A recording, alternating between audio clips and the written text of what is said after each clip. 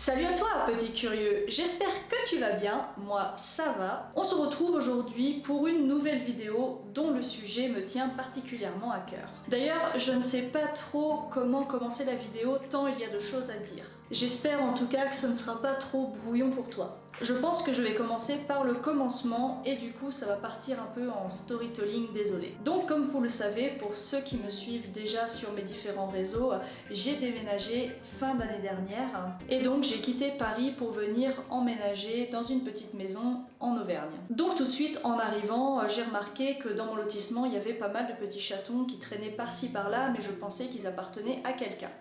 En tout cas, j'ai laissé couler l'affaire, ça m'intriguait pas plus que ça, ils avaient l'air en pleine forme, et donc voilà, moi je me suis installée, j'ai fait mes trucs, bon bref. Donc voilà, quelques semaines suivent après l'emménagement, et donc en revenant de la ville où j'étais partie faire quelques courses, je remarque un chaton qui était allongé sur le bas-côté de la route à l'entrée de mon lotissement.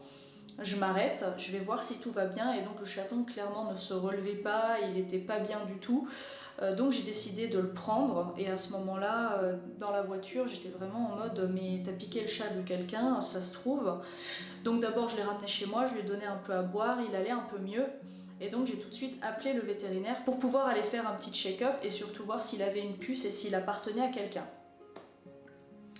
Entre-temps, je précise, j'ai quand même fait le tour du lotissement pour demander si ce chaton appartenait à quelqu'un et clairement, il était à personne. Donc voilà, j'arrive chez le vétérinaire, il s'avère que c'est une petite femelle, elle n'est pas pucée et en plus elle est en piteux état.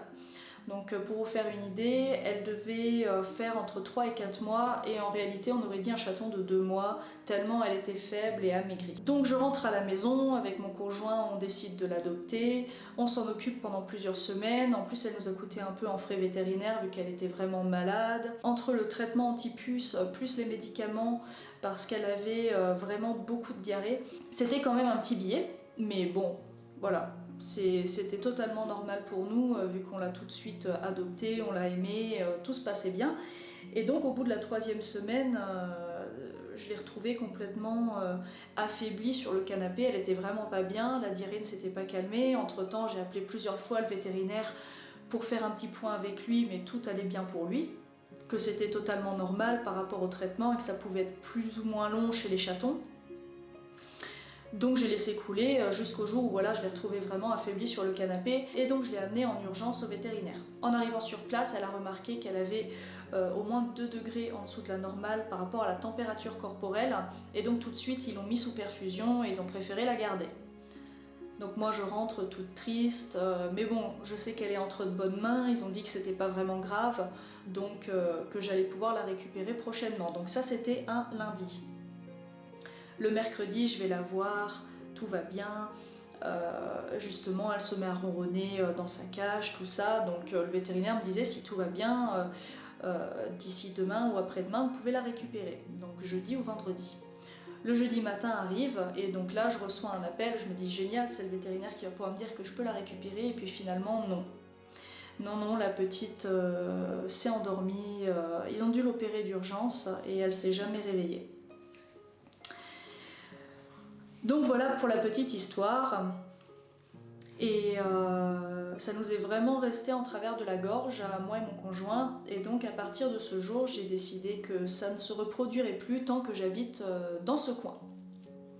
Voilà, tant que je verrai des chatons à la rue ou quoi que ce soit et que je pourrais faire quelque chose, je le ferai. Voilà. Donc une fois que tout ça est arrivé, je suis d'abord allée voir la mairie du village dans lequel j'habite pour pouvoir parler tout simplement du problème des chats errants dans ma rue, puisque en parlant un petit peu avec les voisins, ils m'ont dit que voilà, c'était un gros problème ici, qu'il y avait pas mal de chats errants, qui se reproduisaient tous les ans, que plusieurs voisins avaient déjà été voir la mairie mais que ça n'avait jamais débouché sur quelque chose. Donc pour pas que la vidéo soit trop longue, je vais pas vous raconter tous mes débats que j'ai eu avec la mairie, ni toutes les propositions que je leur ai faites entre les campagnes de stérilisation de Brigitte Bardot, 30 millions d'amis et compagnie, ils n'ont rien voulu savoir. Cette vidéo n'est pas non plus là pour leur jeter la pierre, moi je m'en fiche, tout ce que je veux c'est vraiment informer les gens sur le fait que aujourd'hui, en 2021, il y a toujours des problèmes de chats errants dans les communes françaises et qu'il faut vraiment faire quelque chose. Et si les communes ne réagissent pas, eh bien réagissez à votre niveau comme moi j'ai pu le faire. Et du coup, je vais vous expliquer comment j'ai fait. Une fois que j'ai vu que la mairie ne jouait pas le jeu finalement, j'ai commencé à contacter les différentes associations qu'il y avait autour de chez moi. Malheureusement, ici, toutes les associations ne prennent que les chiens, ils ne prennent pas en compte les chats, ou du moins ils ne les gèrent pas parce que tout simplement, il y en a trop. Il y en a trop et surtout ici, les gens ne voient pas l'intérêt de payer par exemple 100 € de frais d'adoption pour un chaton alors qu'ils peuvent en récupérer par-ci par-là, sur le bord de la route, sur le bon coin en don, sur Facebook, pourquoi pas, c'est la fête, allez, je m'emporte, désolée. Donc voilà, en résumé, ils ne prennent pas les chatons à cause de ça. À ce moment-là, je me suis dit que je peux quand même pas rester les bras croisés si je récupère des animaux chez moi en famille d'accueil, sachant que je ne le suis pas vraiment. Je suis plutôt une espèce de bénévole famille d'accueil qui fait ça parce que je l'ai décidé. Donc à ce moment-là, je me suis souvenu que j'avais de la famille sur Clermont-Ferrand et que peut-être en allant vers des associations qui sont plutôt vers des grandes villes, j'aurais plus de chance. Donc là, j'ai commencé à appeler plusieurs associations qui étaient sur Clermont. Et là, bingo, j'en ai trouvé plusieurs qui étaient d'accord pour m'aider. Donc en gros, je récupère les animaux que je trouve ou qu'on me signale, et à ce moment-là, moi je les rapatrie chez eux, en les gardant plus ou moins longtemps chez moi, le temps qu'ils aillent mieux. Et surtout que moi je puisse organiser des navettes pour leur emmener. Et donc c'est comme ça que depuis mi-juin, j'enchaîne les chatons qui viennent à la maison. Je vais souvent utiliser le mot chaton parce que théoriquement des chats adultes, je n'en ai pas encore eu en famille d'accueil, et clairement je les évite aussi vu que j'ai 2 chiens et 2 chats. Certes qui sont très gentils, mais il suffirait que le chat ne soit pas ok chien et à ce moment-là ça deviendrait très problématique vu que voilà, ma maison n'est pas non plus super grande et je peux pas isoler tout le monde. Donc voilà, maintenant que la parenthèse est fermée, je reprends. Donc voilà, c'est comme ça que depuis mi-juin, j'enchaîne les relais avec ces associations-là et donc je récupère des chatons pour la plupart du temps qu'on a déposé pour euthanasie, ou soit on fait directement appel à moi parce que maintenant je commence à être connue comme le loup blanc dans le coin. Donc là actuellement avec les chatons que vous allez voir dans la vidéo, ça va être le 21e sauvetage qu'on effectue avec mon conjoint depuis mi-juin, et donc nous sommes une espèce de famille d'accueil mais qui n'est pas vraiment attitrée à une association précisément. C'est aussi pour ça que je fais cette vidéo, c'est pour pouvoir vous montrer que en fait même vous à votre niveau vous pouvez aider. Si vous avez un peu de place chez vous, n'hésitez surtout pas à contacter les associations qu'il y a autour de chez vous ou même de prendre des initiatives vous-même pour essayer de faire bouger les choses. Donc voilà, dans la suite de la vidéo, je vais me filmer en train de donner le biberon au bébé, soit je vais m'enregistrer avec les explications à part, mais j'ai peur que ça fasse un petit peu bizarre au niveau du montage, donc il se peut que les explications, je les annote tout simplement durant la vidéo, ce sera peut-être un peu moins sympa à regarder, mais comme ça au moins je suis sûre de ne rien oublier dans mes explications, parce que du coup il y a tellement de choses qui me viennent en tête que voilà, j'aurais peur d'oublier quelque chose, mais je fais au mieux. Pourquoi est-ce que je n'explique pas directement ce que je vais faire pendant que je leur donne le biberon? Tout simplement parce que je considère ça comme un moment privilégié avec les bébés, vu que c'est vraiment un rituel que je fais dans le calme, la sérénité et dans la tendresse. Pour la vidéo, je vais également faire leur toilette, mais je précise que à certains moments de la vidéo, vous allez certainement voir mon chien Socket, qui est ma maman famille d'accueil exclusive, qui fait son travail vraiment d'une manière topissime, qui du coup m'aide au toilettage des bébés et surtout à leur donner cette chaleur maternelle que moi je ne pourrais peut-être pas leur donner parce qu'elle les considère vraiment comme ses chatons. Donc voilà, souvent, même au début du biberonnage, je lui donne pour qu'elle effectue la toilette pour bien les réveiller en douceur et par la suite je les prends pour leur donner le biberon. Et encore une fois, à la fin, comme ça je vois les petits retardataires qui auraient éventuellement encore un petit peu faim ou pas parce qu'ils vont se mettre à la tétée.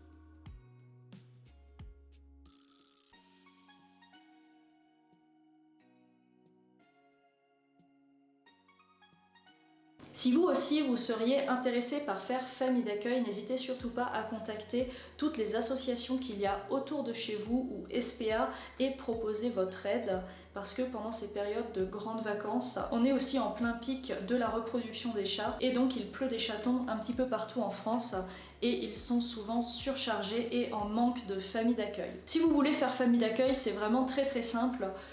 Vous pouvez utiliser une cage à rongeurs, une boîte de transport par exemple pour mettre les chatons dedans. Là je parle vraiment que conseil pour les chatons, hein.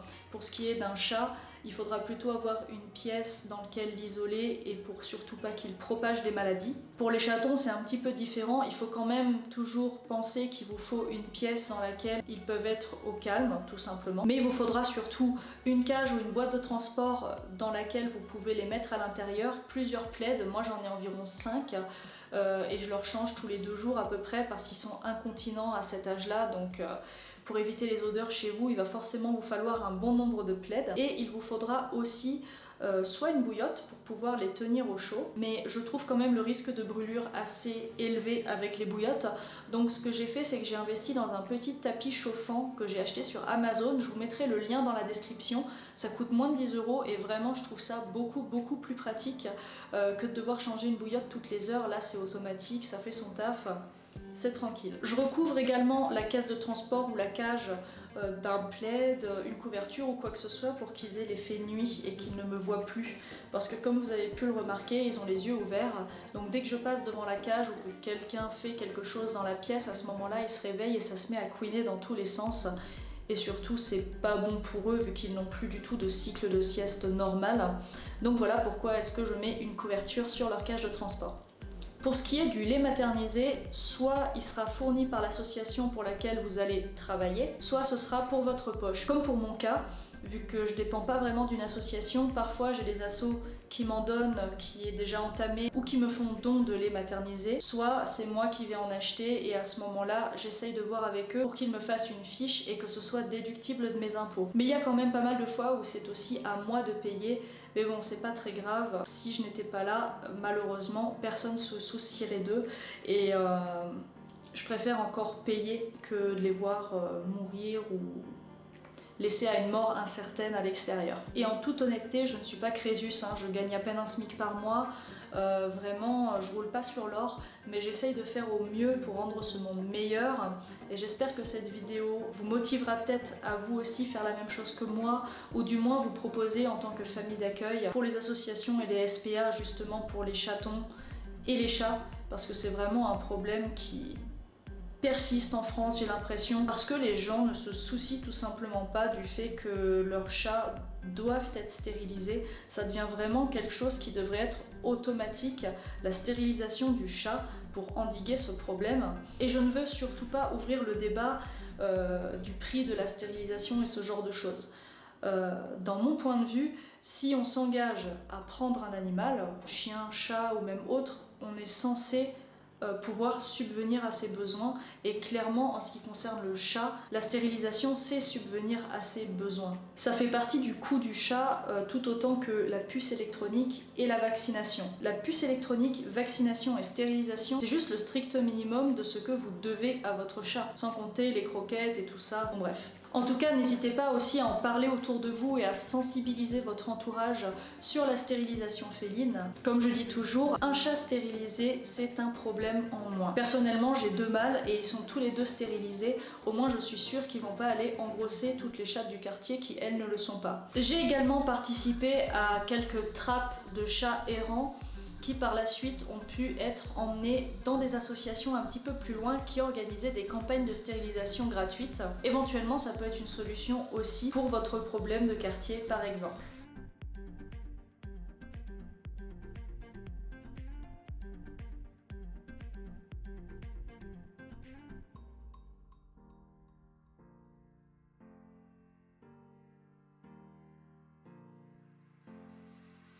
Voilà, cette vidéo est maintenant terminée, j'espère qu'elle t'aura plu, peut-être qu'elle t'aura donné envie à toi aussi de devenir famille d'accueil pour une association près de chez toi, en tout cas je l'espère. Je t'invite à partager cette vidéo pour sensibiliser un maximum de personnes sur tes réseaux. Si la vidéo t'a plu, comme d'habitude tu connais la musique, je t'invite à me lâcher un petit pouce bleu pour me donner de la force, à t'abonner si ce n'est pas encore fait, activer la cloche sinon tu ne recevras pas les notifications, et surtout à me dire en commentaire ce que tu en as pensé. Sur ce, je te souhaite une agréable journée. Bye!